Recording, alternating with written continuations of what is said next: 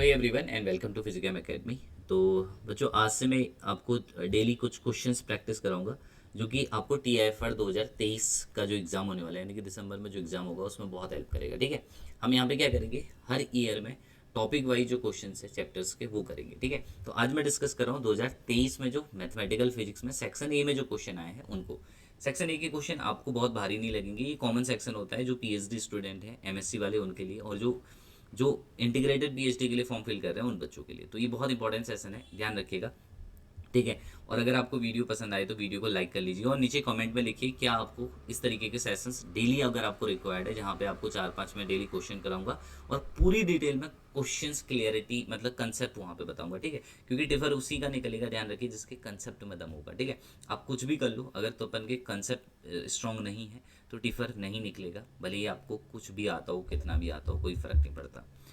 देखिए, पहले जो क्वेश्चन है वो बहुत आसान है। ठीक है, एक सरफेस गिवन है, which of the following normal at इतना, आपको 4 वेक्टर गिवन है तो नॉर्मल टू द सरफेस पूछ रहा है। तो आप जब पढ़ते हो ग्रेडियंट डाइवर्जेंस कर्ल, तो उसमें एक टर्म पढ़ते हो ग्रेडियंट ऑफ अ वेक्टर, तो ग्रेड ऑफ अ वेक्टर। ठीक है, जैसे electric field is negative gradient of potential पढ़ते हो, तो आपको पता है कि अगर कोई इक्विपोटेंशियल सरफेस है, अगर उसमें ग्रेडियंट निकाल दें उसका, तो जो इलेक्ट्रिक फील्ड होता है उस सरफेस के नॉर्मल होता है। तो हमें ये चीज़ समझनी पड़ेगी, जो ग्रेडियंट होता है किसी भी फंक्शन का, वो क्या करता है, उस फंक्शन के नॉर्मल वेक्टर को रिप्रेजेंट करता है। ठीक है, नॉर्मल टू द सरफेस को रिप्रेजेंट करता है।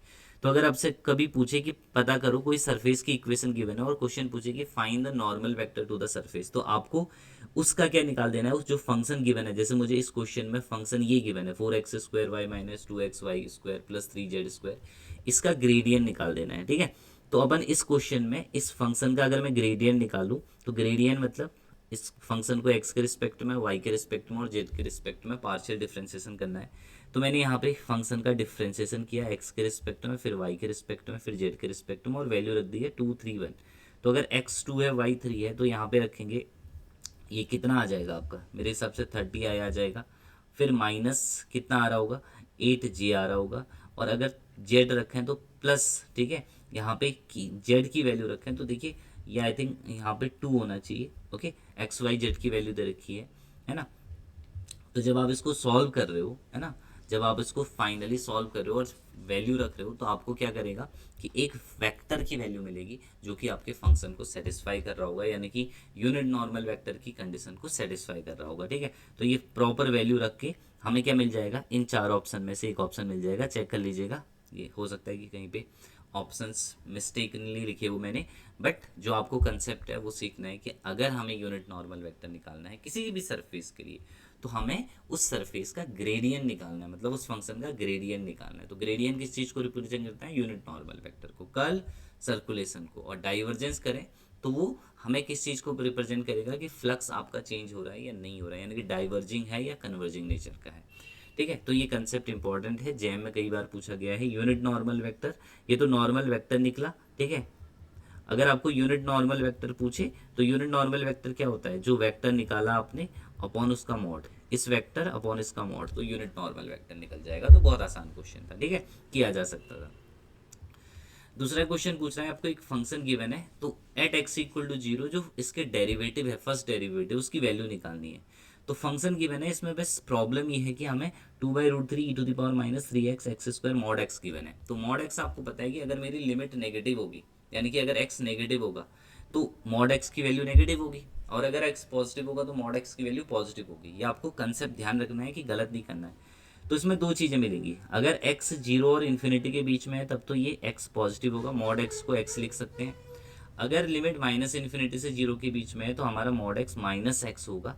तो यानी कि आपका जो फंक्शन है, एक बार ये बनेगा माइनस में, एक बार ये बनेगा प्लस में। इसको डिफ्रेंशिएट करें तो हमें क्या मिलेगा, 2/3, या तो माइनस प्लस माइनस मिलेगा ये आगे से, ठीक है, या तो +√3 में 2/√3 मिलेगा, या माइनस रूट माइनस में मिलेगा 2/√3। ठीक है, तो 3x² मॉड 3 आ जाएगा e to the power plus minus √3x³, यही आएगा इसको, अगर मैं इसका फर्स्ट डेरिवेटिव करूं। ठीक है, अब यहाँ पे अगर इस फंक्शन में x 0 रख दें तो आप देखोगे कि f'0 जो है हमेशा क्या वैल्यू देगा, 0 देगा इस फंक्शन के लिए। तो हमारा ऑप्शन नंबर ए सही हो जाएगा कि इसके फर्स्ट डेरिवेटिव की x इक्वल टू 0 पे जो वैल्यू होगी वो 0 होगी। ठीक है, ये कंसेप्ट क्लियर है आपको। इसमें क्या सीखा आपने, मॉड एक्स की वैल्यू सीखी कि मॉड एक्स है तो माइनस एक्स होगा, या मॉड एक्स प्लस एक्स होगा। ये डिपेंड करेगा कि आपके एक्स की लिमिट 0 से इन्फिनिटी है या माइनस इन्फिनिटी से 0 के बीच में है। ठीक है भाई, गड़बड़ मत करना, बहुत बार क्वेश्चन आता है, ड्राग डेल्टा फंक्शन सिखाऊंगा तो वहाँ पे काम आएगा। फिर चलते हैं, there is a matrix an orthogonal matrix which diagonalise the matrix. तो आपको याद होना चाहिए कि मैट्रिक्स होती क्या है।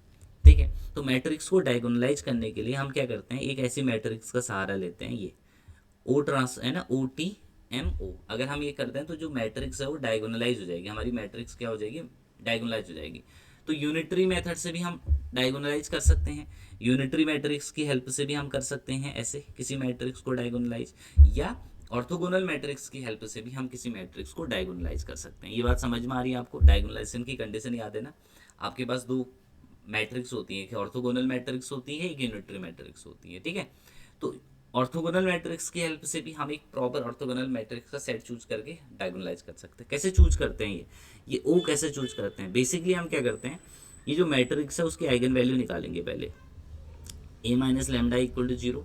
तो यहाँ से इसकी आइगन वैल्यू मिलेगी, 3x3 की मैट्रिक्स है तो मुझे 3 आइगन वैल्यू मिलेगी, लैम्डा 1 लैम्डा 2 लैम्डा 3। इन लैम्डा 1 लैम्डा 2 लैम्डा 3 के करस्पॉन्डिंग मैं निकालूंगा आइगन वेक्टर। आता होगा आइगन वेक्टर निकालना, मुझे लगता है आपको।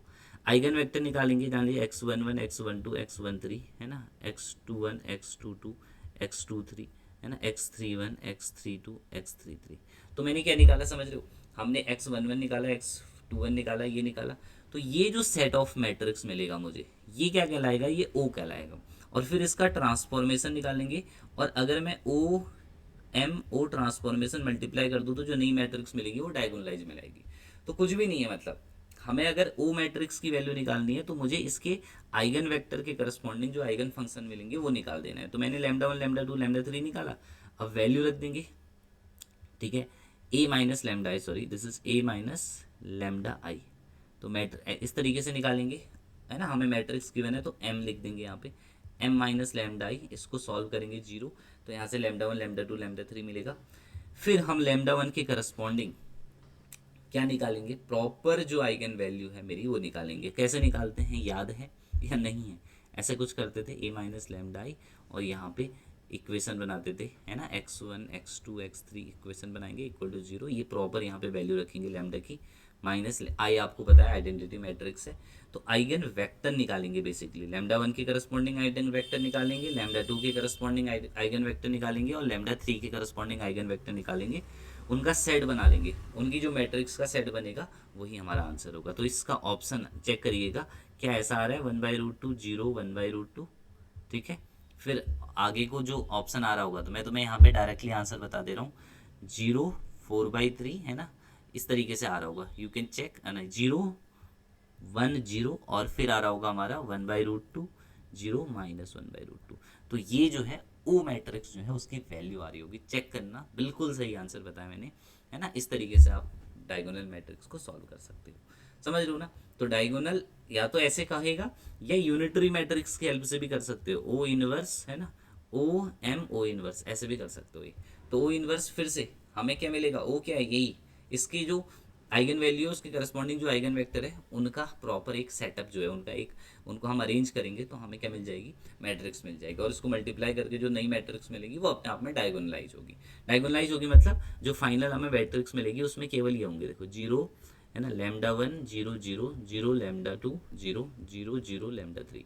तो इसमें केवल डायगोनल एलिमेंट होंगे। तो ये तरीका है डायगोनलाइज करने का किसी मैट्रिक्स को, ठीक है। या डायरेक्ट भी लिख सकते हैं, अगर आपसे कभी क्वेश्चन पूछे डायगोनलाइज द मैट्रिक्स तो उसके आइगन वेक्टर लिखो और डायगोनल में लिख दो उनको, तो आपकी मैट्रिक्स डायगोनल मैट्रिक्स कहलाएगी। ठीक है, समझ लो। अगर ये आइगन वेक्टर, जैसे मान लीजिए लैम्डा 1 के करस्पॉन्डिंग जो आइगन वेक्टर है x11 x12 x13, और लैम्डा 2 के करस्पॉन्डिंग जो आइगन वेक्टर है x21 x22 x23, ये आपस में लीनियरली डिपेंडेंट हो, यानी कि इसको 2 से मल्टीप्लाई या 3 से मल्टीप्लाई करने पे ये आ जाए, तो डिपेंडेंट हो गए ना लीनियरली, तो तब हम मैट्रिक्स को डायगोनलाइज नहीं कर सकते हैं, क्योंकि उस टाइम इन्वर्स नहीं निकाल पाएंगे। तो ये कंसेप्ट आपके दिमाग में होना चाहिए कि अगर दो eigen vector corresponding to two different eigen value आपस में क्या है, लीनियरली डिपेंडेंट है, ठीक है, तो हम मैट्रिक्स को डायगोनलाइज नहीं कर पाएंगे। So I hope you understood all the concept. Next कल जो वीडियो आएगी उसमें मैं सेक्शन बी और सेक्शन सी के जितने मैथमेटिकल फिजिक्स के क्वेश्चन हैं वो डिस्कस करूंगा। फिर इसके बाद ईएमटी, फिर इसके बाद क्लासिकल। तो ज़रूर नीचे जो है डिस्क्रिप्शन बॉक्स में जो लिंक दिया है वहाँ पे जाके आप ऐप से डाउनलोड कर सकते हो क्वेश्चन को। साथ ही साथ आपको नीचे कमेंट सेक्शन में लिखना है कि आपको नेक्स्ट जो इसके बाद चाहिए वो किस सब्जेक्ट के क्वेश्चंस के सॉल्यूशन चाहिए, यानी कि कौन सी यूनिट के जो क्वेश्चन है उनके सॉल्यूशन चाहिए। डिटेल में समझाऊंगा मैं आपको कि कैसे उससे अगर इधर उधर भी क्वेश्चन आए तो how can you able to do such kind of question. Okay, तो नीचे कमेंट सेक्शन लिखा हुआ है, खाली है, ठीक है, उसको भर दो और वीडियो को लाइक कर दो एवरीवन।